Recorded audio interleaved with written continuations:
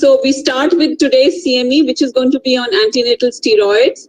So I invite the chairpersons first.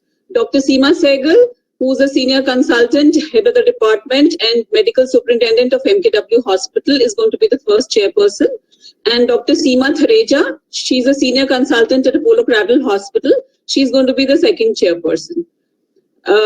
And now I invite the speaker for the talk on steroids, antenatal steroids. Dr. Neha Kapoor is going to speak on the topic. Welcome, Dr. Neha. She's a consultant obs and gynae at Kapoor Medical Center in East Delhi. Welcome, Dr. Neha.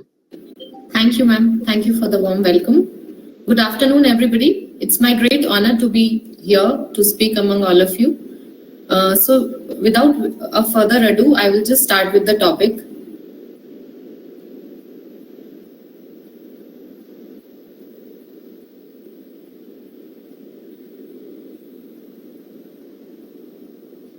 Just give me 1 second. So today's topic is steroids in pregnancy. Let us begin by asking ourselves the question, why? Why are we doing this topic? So recently there has been a surge in prescribing steroids in pregnant women due to the pandemic corona. So let's hear about steroids and be more confident in prescribing steroids. What are steroids? They are 21 carbon compounds having a cyclopentano per hydrophenanthrene nucleus. In the natural form, they are synthesized in adrenal cortical cells from cholesterol. And in 1949, they were shown to achieve improvement in rheumatoid arthritis by the scientist Hench.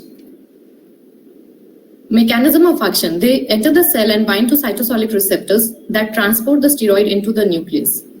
The steroid receptor complex alters gene expression by binding to glucocorticoid response elements or mineralocorticoid specific elements.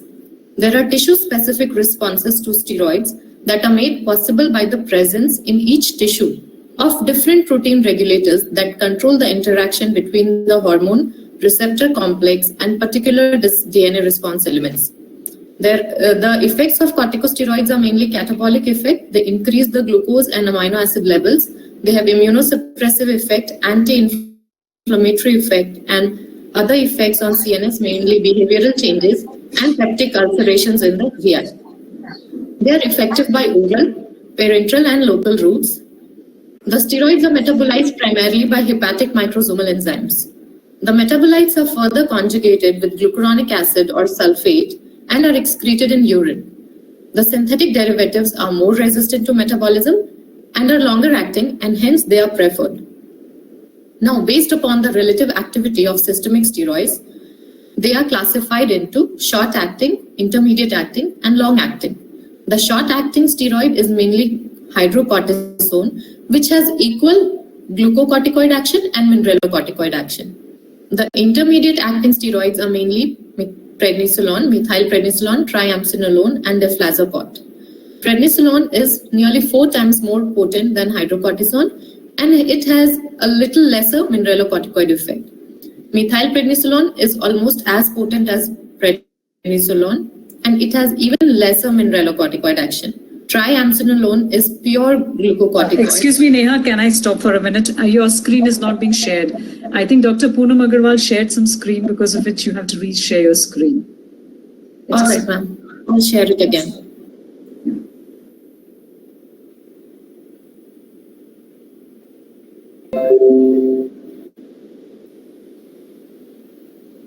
So maybe you can go 2 slides back, because we were not able to see from 2 slides back. Okay. This was visible earlier? Yeah. So the organ and tissue effects of steroids are mainly catabolic effect. They increase the glucose levels and amino acids level in the plasma. They have immunosuppressive effect, anti-inflammatory effect. Other effects on the CNS, mainly behavioral changes, and on the GI is peptic ulceration. They are effective by oral, parenteral, and local routes. The steroids are metabolized primarily by hepatic microsomal enzymes. The metabolites are further conjugated with glucuronic acid or sulfate and are excreted in urine. The synthetic derivatives are more resistant to metabolism and are longer acting, and hence they are preferred. Based on the relative activity of systemic steroids, they are classified into 3 groups: short-acting, intermediate-acting, and long-acting. In the short-acting group, we have mainly hydrocortisone, which has equal glucocorticoid and mineralocorticoid action. In the intermediate-acting group, prednisolone, methylprednisolone, triamcinolone, and deflazacort. Prednisolone is nearly 4 times more potent than hydrocortisone, and it has lesser mineralocorticoid action, so lesser salt and water retaining capacity. Methylprednisolone is 5 times more potent than hydrocortisone. Triamcinolone is a pure glucocorticoid with 0 salt and water retaining properties, and deflazacort is also a pure glucocorticoid. In the longer acting steroids, we have dexamethasone and betamethasone. They are 25 times more potent than hydrocortisone. A little bit more about different steroids. Hydrocortisone acts rapidly and it has a short duration of action. It is preferred for emergencies like status asthmaticus and allergic reaction to blood transfusion. Prednisolone is 4 times more potent than hydrocortisone. It is more selective glucocorticoid. The dose is 1 milligram per kg per day by oral route. Methylprednisolone is slightly more potent and more selective than prednisolone. The dose is 0.8 milligram per kg per day by oral route. Triamcinolone is a highly selective glucocorticoid used for intra-articular injection, and it is not used in obs and gynae. Dexamethasone is very potent and highly selective glucocorticoid. Long-acting, causes marked pituitary adrenal suppression. It is effective by oral, intravenous, as well as intramuscular route. And betamethasone is similar to dexamethasone. Let's understand the placental physiology. Prednisolone is the drug of choice in chronic therapy, as the estimated fetal level is only 10% of the maternal level. Why this difference? Because this is the result of the conversion of prednisolone to less active metabolites by the enzyme 11-beta-hydroxysteroid dehydrogenase 2, which is present in the placenta. And there is less wide experience with the use of hydrocortisone during pregnancy. Dexamethasone is only partially metabolized by the enzyme 11-beta HSD2 and up to 50% reaches the fetus. So because of this mechanism, we decide which steroid to use. When we want the effect in the mother, then we prefer prednisolone because this is present in the fetus in very little quantity and it is more concentrated in the maternal blood. And when we want the desired effect in the fetus, for example, when we want to use the steroid for fetal lung maturity, then we will prefer something which is readily crossing the placenta, such as dexamethasone or betamethasone. Uses in pregnancy, it can be used for autoimmune conditions like SLE, rheumatoid arthritis, and GCA. For respiratory conditions like asthma and COVID-19, for neurological conditions like multiple sclerosis, for dermatological conditions like psoriasis, and for fetal uses like fetal lung maturity, congenital heart block, and CAH. Little bit more about steroid in COVID-19. There was a trial called Recovery Trial, which is randomized evaluation of COVID-19 therapy. It is one of the largest trial, which has evaluated over 8 to 10 therapies for COVID. And the result of this trial recommend that prednisolone and IV hydrocortisone to be used for pregnant women.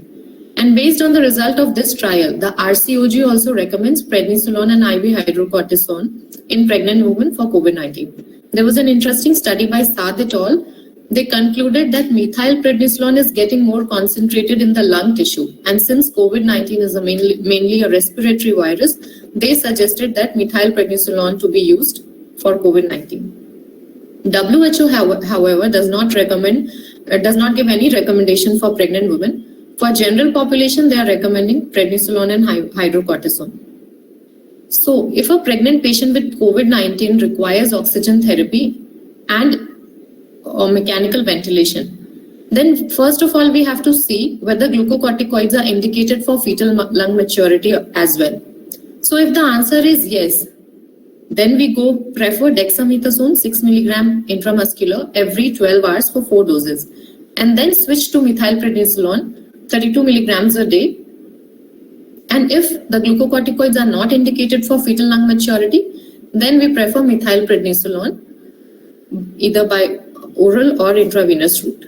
For breastfeeding patients, methylprednisolone to be used. What are the side effects in mother? Cushing's habitus, hyperglycemia, flare-up of infections like tuberculosis and candida, osteoporosis, sometimes avascular necrosis, muscle atrophy. Typically, they are described in the textbooks as a lemon on stick appearance, peptic ulceration, posterior subcapsular cataract, psychiatric disturbances, HPA axis suppression, and hypertension. However, most of the side effects are on long-term use and not on short-term. Effects in the fetus are mainly facial cleft, about which we are most scared, fetal growth restriction, neurological behavioral disturbances, decrease in general body movement and breathing movements, and decrease in fetal heart rate variability by 20 to 30%. The largest case control study to date has estimated a modest 60% increase in the odds of cleft lip with or without cleft palate. Systemic corticosteroids may be associated with small increase in the risk of cleft lip. Assuming a causal odds ratio of 1.6, the risk of cleft lip with or without cleft palate among women using corticosteroids in the relevant time frame would increase from 1.7 per thousand to 2.7 per thousand live births. A few studies have reported birth weight or intrauterine growth restriction as an outcome. The results are difficult to interpret as there was no adjustment for maternal disease. To summarize, it appears that disease severity and not corticosteroids is responsible for reported associations with preterm birth.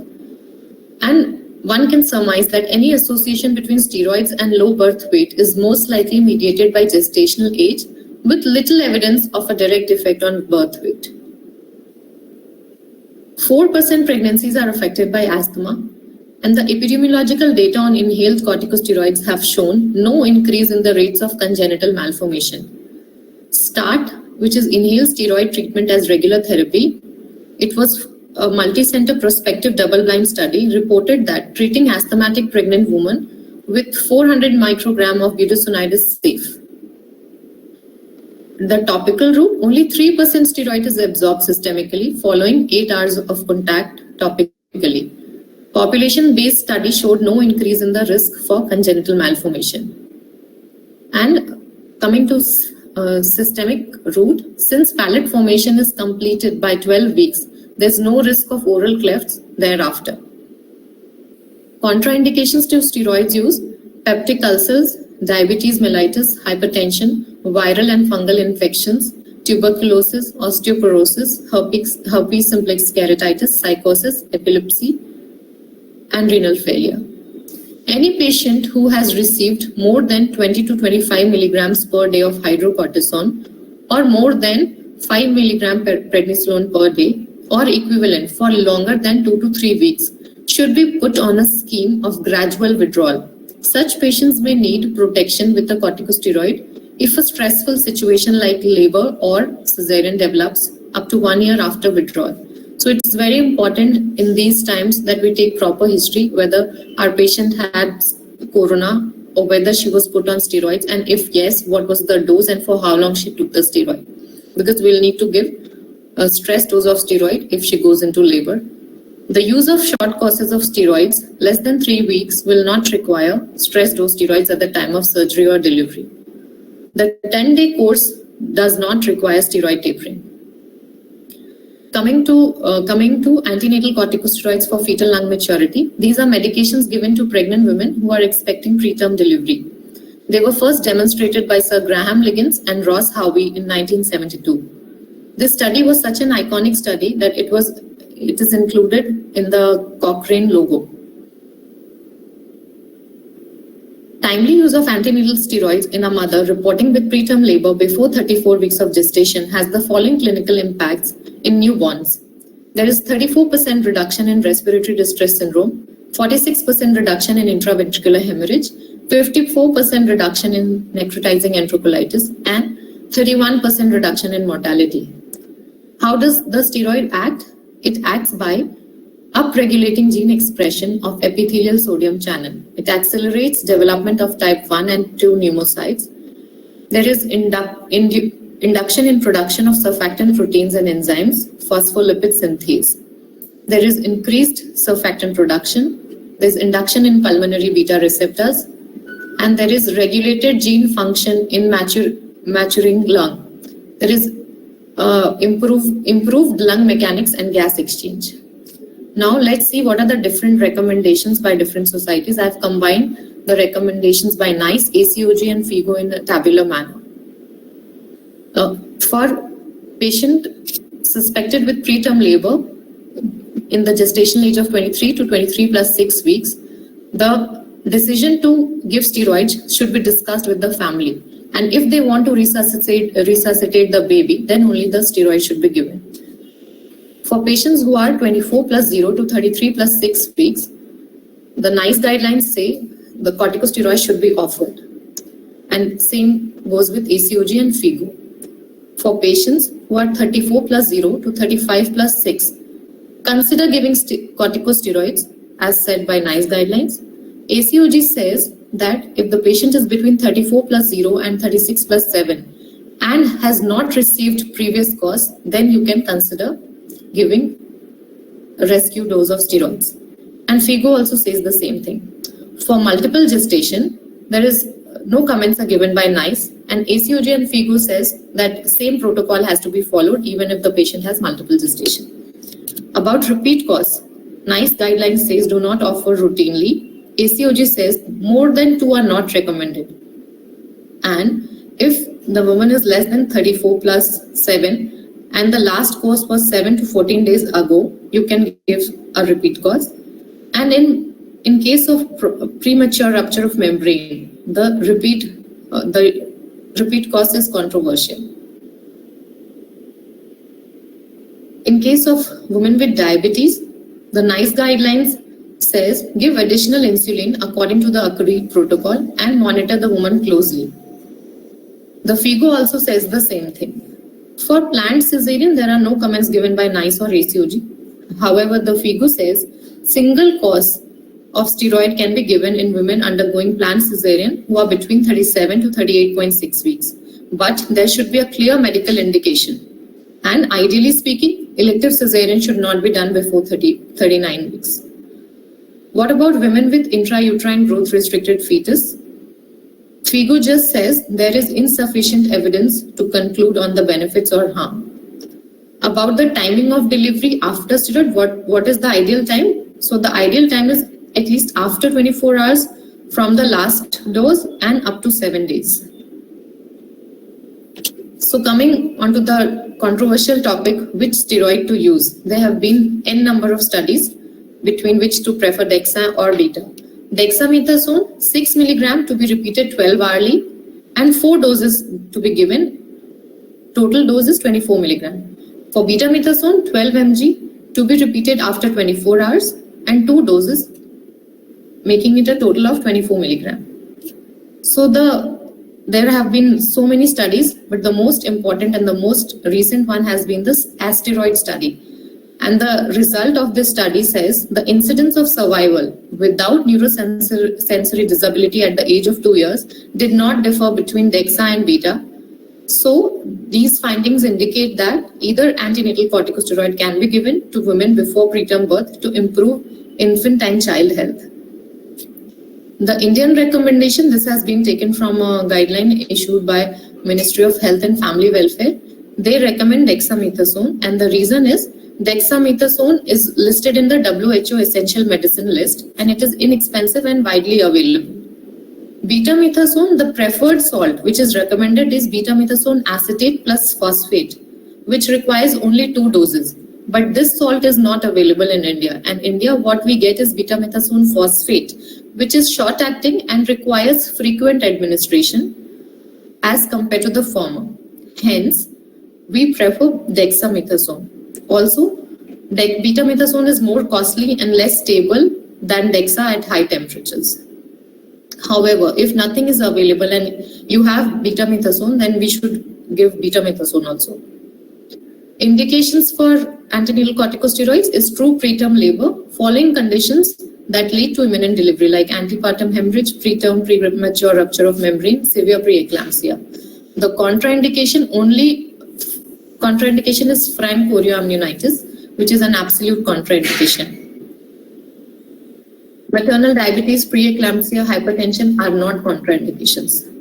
So to conclude, I would say that we have to decide whether we want the effect in the mother or the fetus. If we want the effect in the mother, then we use prednisolone or methylprednisolone. If we are using it for antenatal, for fetal lung maturity, then we prefer dexamethasone in Indian scenario.